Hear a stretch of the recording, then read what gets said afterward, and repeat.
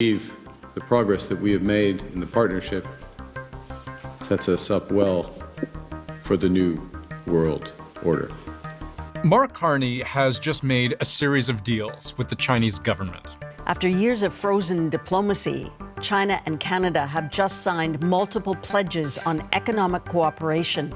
And that first part is important too. This is very much de-icing a very cold Canada-China relationship.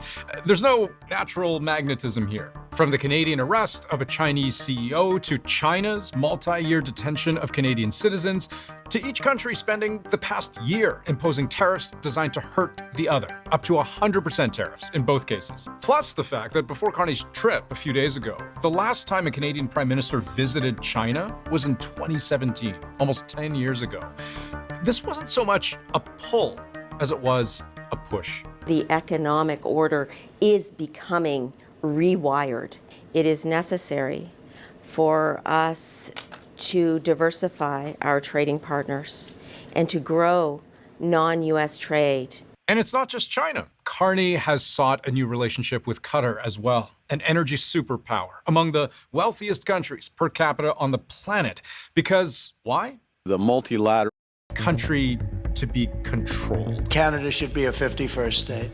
You get rid of that artificially drawn line, and you take a look at what that looks like.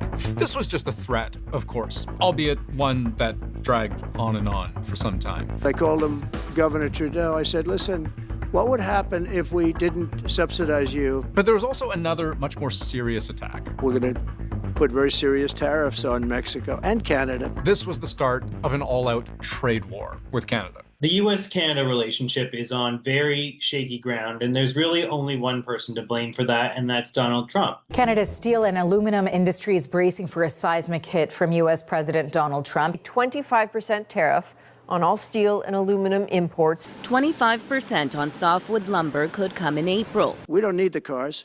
We don't need their lumber. He has been clear he wants to essentially destroy the Canadian auto and steel sectors, and he's been hugely detrimental to the forestry sector as well, imposing massive tariffs and levies and duties. It's the combined effect. You're undermining trust, trust in a relationship that took generations to build. And one part of what may have undermined the trust between Canada and the U.S. was that, unlike in many past disputes between the two countries, the rationale for tariffs didn't actually always make sense. We're thinking in terms of 25% on Mexico and Canada because they're allowing vast numbers of people. Canada's a very bad abuser also. Vast numbers of people to come in and fentanyl to come in. Less than 1% of the illegal migrants, less than 1% of the fentanyl that comes into the United States comes from Canada, so we're not a problem. And there is just such a small amount of fentanyl going from Canada into the U.S. If you look at the latest data from the U.S. Customs